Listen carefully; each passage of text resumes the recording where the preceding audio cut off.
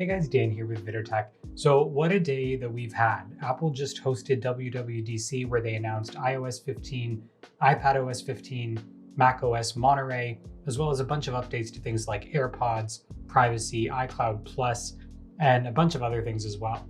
And while most of those aren't as flashy as we would have hoped that they would have been, there's still a lot to cover. Today we're looking at an early preview of iOS 15, but if you want to hear about any of those other updates that I just mentioned, be sure to hit the subscribe button because I will have videos on all of those coming later on this week. But that all starts with this first glimpse of iOS 15 today. So let's get into it.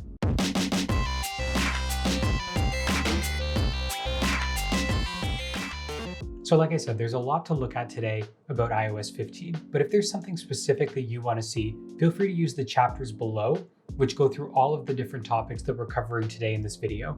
If there's something that you don't see within these chapters, leave a comment down below and I'll be making an additional video later on with all of your comments answered.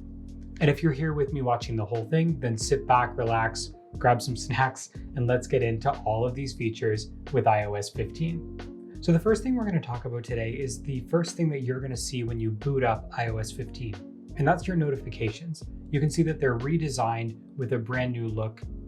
They're still in that list view that they were in before, but they're bigger, they're brighter, they're bolder, they're including the icons. They're arguably more clickable than they were before.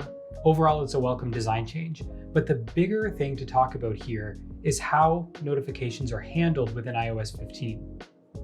So before you could either have notifications on, or you could have do not disturb, and then within each app you could configure whether you want those to be delivered prominently with a pop-up or not delivered at all.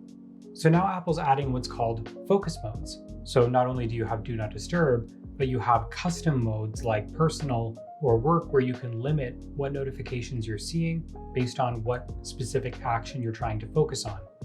And you're able to customize those however you want. So if there's specific apps that you want to see notifications for while others are muted, or if there's specific people you want to be allowed to contact you during that focus time, you can do that while ignoring the rest. They've actually taken this a step further where now you can customize the home screens that you can see during those focus modes. So you could disable all of your personal home screens, but then enable your work home screen while you're working. It's also going to pull in those focused modes into your messages. So when someone tries to message you, it's going to tell them that you're in focus mode of whatever one you have set and ask them if they want to alert you during that time or not. You're able to trigger these focus modes based on specific actions where it uses machine learning to automatically set them up, or you can schedule them at certain times of day on whatever day of the week that you want. And once you set it on one device, it's going to carry across all of your devices. So this is a really nice way to get the notifications that you want to see on a regular basis at the time that you want to see them. Now, there might be more prominent notifications that you want to see at specific times of day. And for that, you're able to set a notification summary at any point during the day, which will pull up the most pertinent apps so that you're not missing out on the ones that you need to be seeing. Another huge new feature is with FaceTime. And at this time where everyone is video calling, they've made a lot of welcome enhancements. And the first one is that spatial audio is coming to FaceTime, meaning you're going to have this surround sound view. And as you move your head, it's going to focus that sound on the device in front of you. They've also got voice isolation coming. So it's able to filter out all of the sound around you better and only allow your voice to get through on that call. We've got portrait mode video. So you're able to isolate the background and blur it out so that it only focuses on you during that video.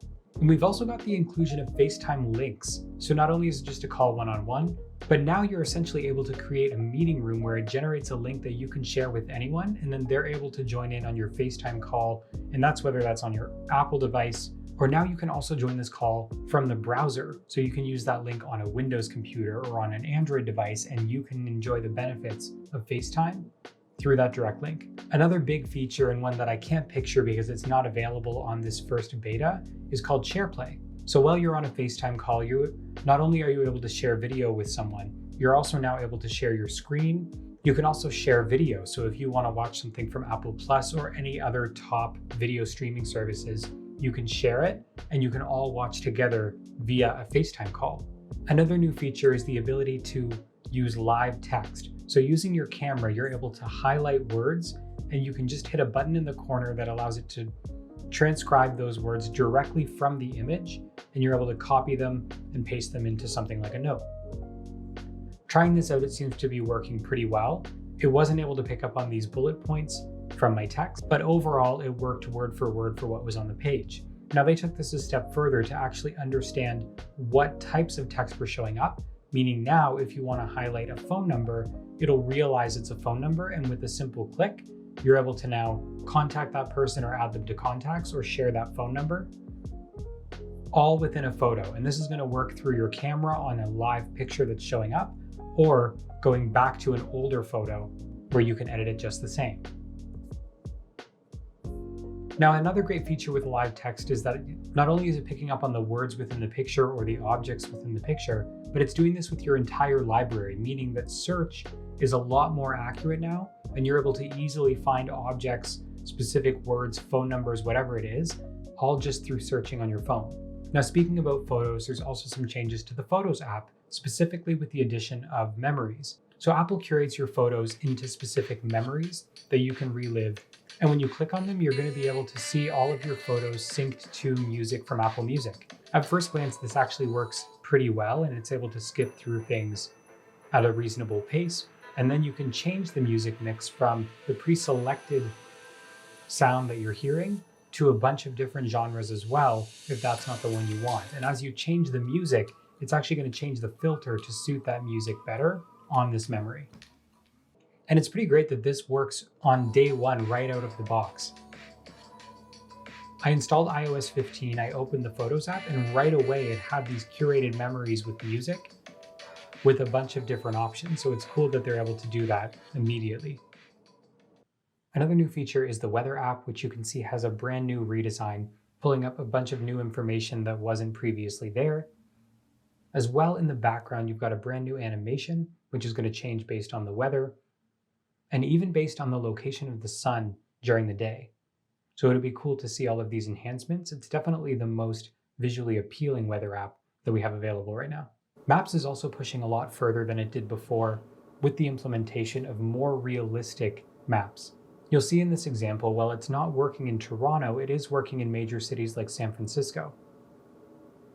As we zoom in, you're able to see a lot more detail than you could before. And it's just insane to be able to see this level of detail in a map that's all just been designed. You can see crosswalks, you can see turn lanes, you can even see the shrubs around the sidewalks. And this is going to help people who aren't familiar with an area navigate it much easier than they ever could before. That feature is going to be coming to CarPlay later this year, but as of right now, it looks like it's available immediately when you update to iOS 15 on your iPhone. They also have AR directions that are coming, so you'll be able to pull up your camera wherever you are and see a virtual arrow that leads you through directions if you're a pedestrian, but this isn't something that I'm able to try currently in Canada. Safari also has a brand new redesigned look, including a bottom navigation instead of the top, which allows you to see a lot more of your screen, and it's a much more immersive experience than it was before. At the bottom, you'll have your search bar, you'll have your tabs, including swiping along the bottom to shift through all of your tabs, much like you could with the home button before switching between apps. You're also able to drag up from the bottom to see all of your tabs in that grid view. Although it takes a bit of getting used to, this works really nicely. And if you need to refresh the page, you can swipe up to the top like you would on any other app. As well, widgets have also been updated, including a brand new App Store widget to highlight in-app events for specific things that are happening within a specific app. You've got new Find My settings so you can track your items or track specific people. You've got a Contacts widget so you can see the status of your friends, whether they're focusing, whether they're working, whether they're driving. You can see all of that directly on your home screen. We've got a brand new Sleep widget. We've got a brand new Game Center widget. And we've got new Mail widgets as well.